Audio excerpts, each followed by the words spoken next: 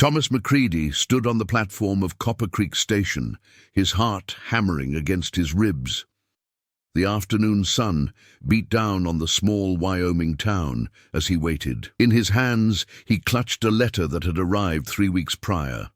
His mail-order bride, Miss Elizabeth Harper of Boston, was arriving on the 3:15 train.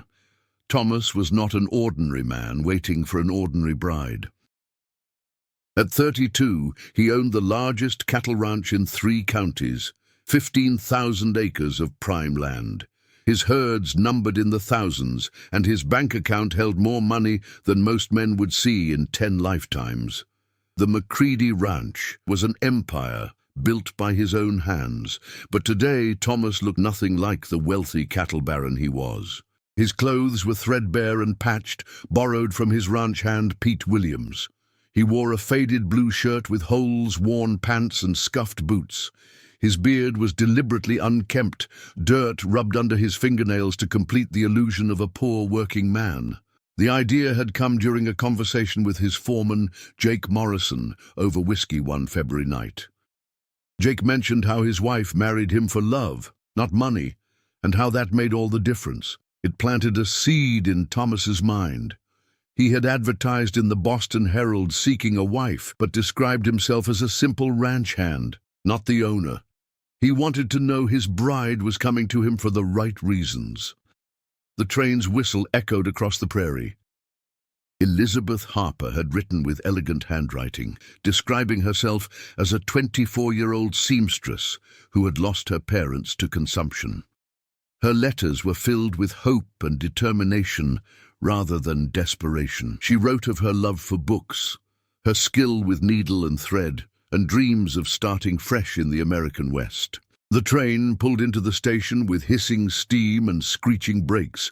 Thomas held wildflowers he had picked that morning, as promised in his letters. Passengers stepped down, and Thomas scanned each face anxiously. Then he saw her, and the world stopped moving. Elizabeth Harper was more beautiful than he had dared imagine. She had rich auburn hair pinned beneath a simple traveling hat, and her dress, while not expensive, was well made. When she looked around with those remarkable green eyes, searching for him, Thomas felt something shift in his chest. When her gaze found him and recognition dawned, she smiled, and Thomas Macready fell in love at first sight. It was not something he had planned for or expected, but as Elizabeth Harper walked toward him with graceful steps, her smile growing brighter with each stride, Thomas knew with absolute certainty that he would do anything to make this woman happy. "Mr. Macready?" she asked, her voice carrying the refined accent of educated Boston society, yet warm and musical to his ears. "Yes, ma'am, that's me," Thomas replied, his voice coming out rougher than intended. He thrust the wildflowers toward her somewhat awkwardly. "These are for you, Miss Harper. Welcome to Wyoming territory." Elizabeth accepted the flowers with genuine pleasure, bringing them to her nose to inhale their sweet fragrance. "They are lovely, thank you so much. And please call me Elizabeth." She studied his face with those intelligent green eyes. "I must admit, Mr. Macready, you're quite different from what I imagined from your letters." Thomas felt panic rise in his throat. Had she somehow seen through his disguise already? "Different how, ma'am?" "Taller," she said with a laugh that sounded like silver bells in the wind. "And more handsome than you described yourself. You were far too modest in your correspondence." Relief flooded through Thomas, followed immediately by guilt at his deception. Here was this remarkable woman, trusting him completely, and he was lying to her from their very first meeting. But he pushed the guilt aside, telling himself that his test was necessary. "Let me get your trunk," Thomas said, grateful for the chance to look away from those perceptive green eyes. Elizabeth's belongings consisted of a single large trunk and a smaller traveling bag. Thomas hefted the trunk easily, his years of ranch work having given him considerable strength. "I have a wagon waiting," he told her, leading the way. "It's not much, but it'll get us where we're going." The wagon was indeed not much to look at, another prop in Thomas's elaborate deception. It was an old supply wagon he had borrowed from town, with a hard wooden seat and no cushions. Elizabeth climbed up beside him without complaint as they set off down the dusty main street. "Tell me about the ranch where you work," Elizabeth said, as they left the town behind. "Your letters mentioned it was a large spread, but I confess I have no real understanding of what that means." Thomas guided the horses carefully, choosing his words with equal care. "It's the Macready Ranch, owned by a man named Thomas Macready. 15,000 acres, give or take. More cattle than a man can count. I've been working there for years. Know every creek and canyon on the property." All of this was technically true, though he was certainly leaving out crucial details. "And this Mr. Macready, is he a fair employer?"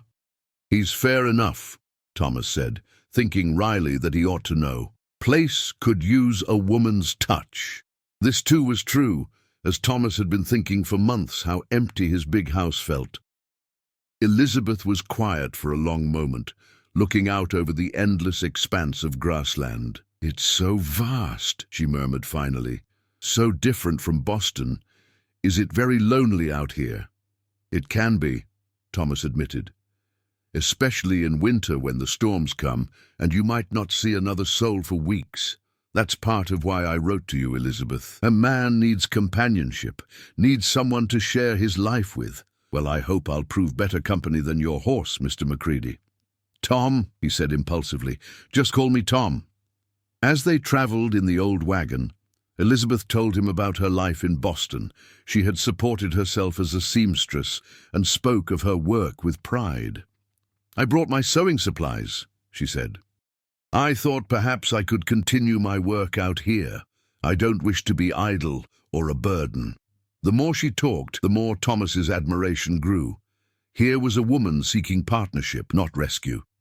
They came to a crossroads. One path led to the small cabin Thomas had prepared for this charade. The other led to his real home, the grand ranch house. For a moment, Thomas hesitated, but he had come this far. "This way," he said, turning toward the cabin. The cabin sat beside a creek with chickens in the yard and a vegetable garden. Elizabeth climbed down and looked around with genuine pleasure. "Oh, Tom, it's charming," she said, walking toward the garden. "And you have such a lovely garden." Thomas felt a stab of guilt as he watched her obvious delight in what she believed was to be her new home. She was making the best of what she thought was a simple situation, finding joy in small things. Inside the cabin, Elizabeth moved around the small space with efficiency.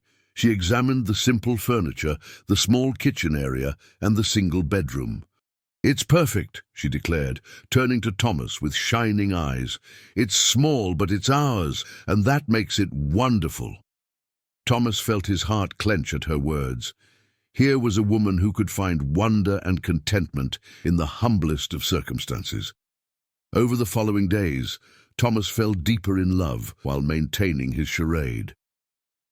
Elizabeth made the cabin a home, sewing curtains, organizing the kitchen, tending the garden. She cooked simple meals without complaint and revealed her true character in countless moments. She named the chickens, mended his clothes with care, and read poetry to him in the evenings. Elizabeth was curious about everything, asking Thomas to teach her about ranch life. She wanted to understand his work, to be a true partner. Thomas invented elaborate stories about his duties as a hired hand, feeling increasingly guilty about his deception. "Perhaps I could ride out with you sometimes," Elizabeth said one evening, as they watched the sunset. "I've never learned to ride properly, but I'm willing to learn."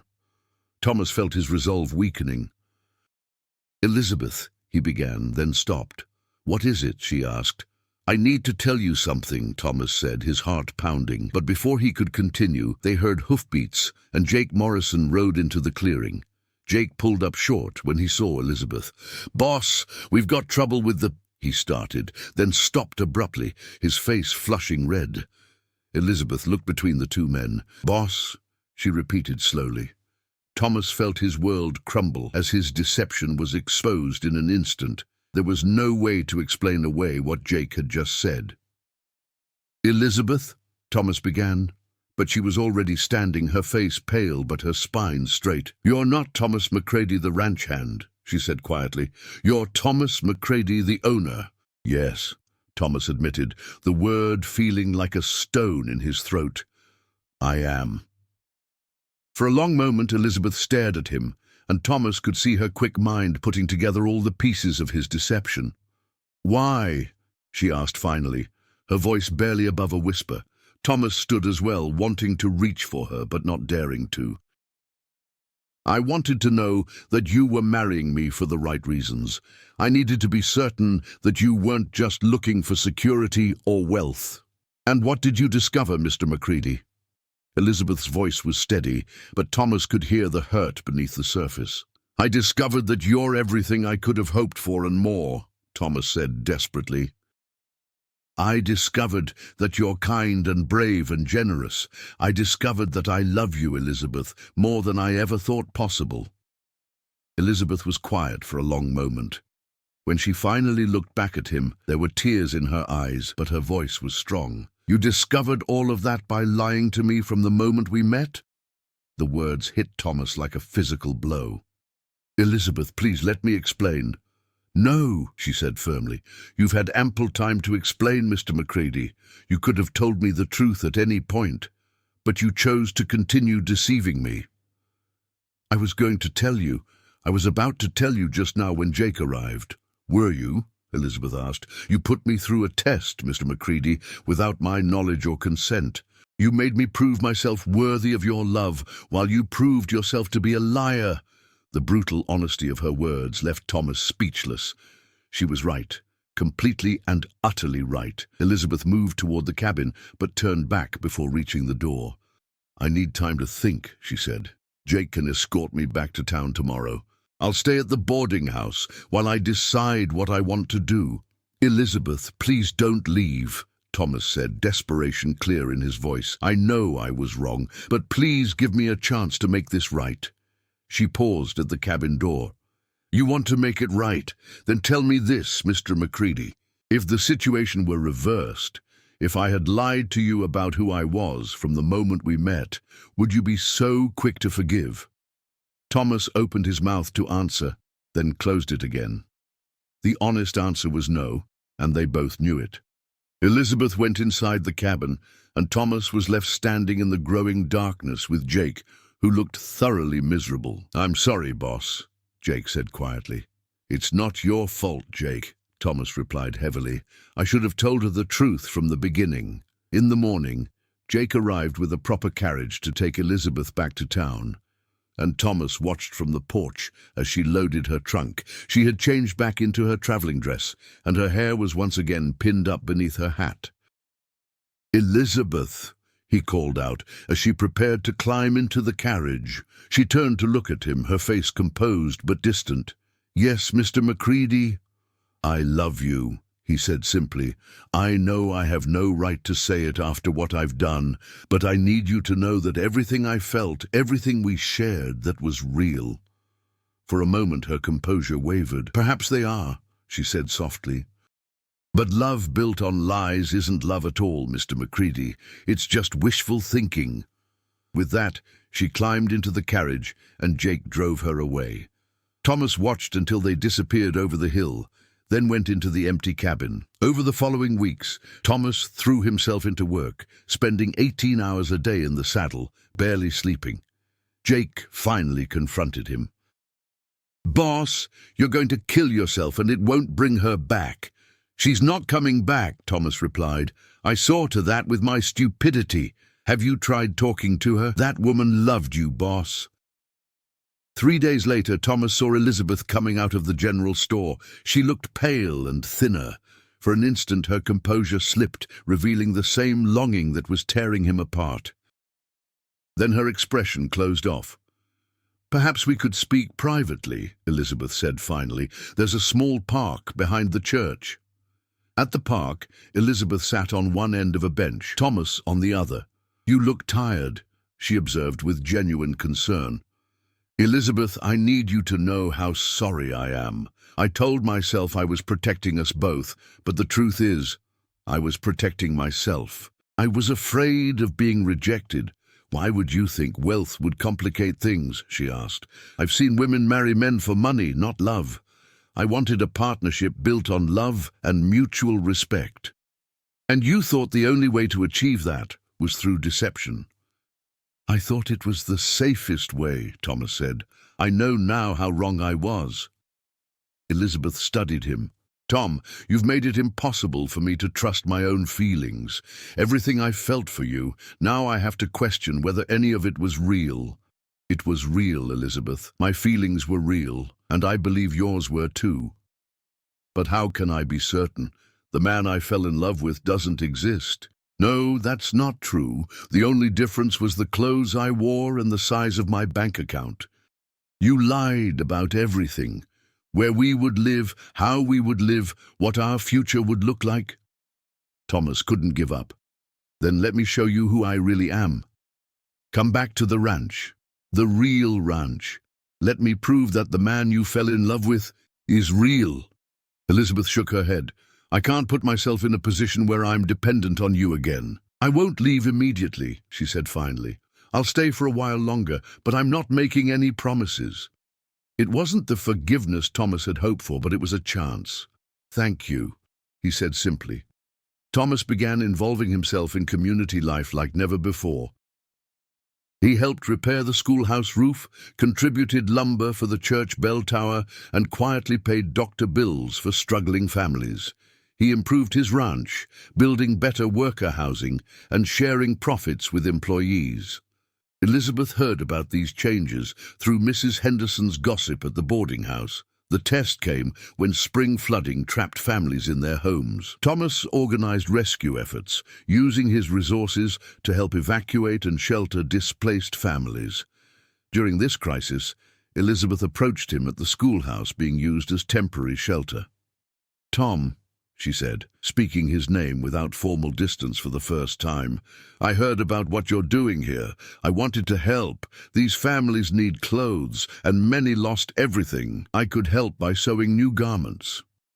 Over 3 days, Thomas and Elizabeth worked side by side, helping flood victims. Elizabeth threw herself into relief efforts, organizing kitchens, sewing clothes, helping families write letters. Thomas watched her kindness and practical intelligence, remembering why he'd fallen in love. On the 3rd evening, alone in the schoolhouse cleaning up, Elizabeth looked at him directly. Is this who you really are, Tom? This man who opens his home to strangers and works alongside his hired hands? Yes, Thomas said simply. This is who I've always been. Maybe I lost sight of it for a while, but this is who I am at heart. The man I fell in love with in that cabin, she said slowly, he cared about people. Was that real or part of the performance? It was real, Thomas said with conviction. Every moment of kindness, every conversation, every time I looked at you and felt my heart skip, that was all real. The only thing false was my circumstances, not my character. Elizabeth told him about Mrs. Patterson, whose family he'd helped during the flood. She said 5 years ago, when her husband was injured, someone paid their mortgage anonymously. She always suspected it was you. And when her son wanted college but couldn't afford it, someone established a scholarship fund for ranch workers' children. Thomas felt heat rise in his cheeks. He'd never wanted recognition for those acts of charity. It matters, Elizabeth said, because it tells me the man who cared about people existed long before you wrote that first letter to me. You weren't pretending to be kind and generous. You were pretending to be poor. Does that make a difference? Thomas asked. Elizabeth walked closer. It makes all the difference. It means when I fell in love with you in that cabin, I was falling in love with your true heart. I'm not saying I can forget what happened, she continued. Trust has to be rebuilt, but I'm willing to try, if you are. I'll do whatever it takes, Thomas said hoarsely. Elizabeth smiled for the first time since his deception was revealed. There's something else. If we try again, we do it honestly. No more tests or deceptions. Complete honesty, I promise. Then I need to tell you something too. I wasn't completely honest either.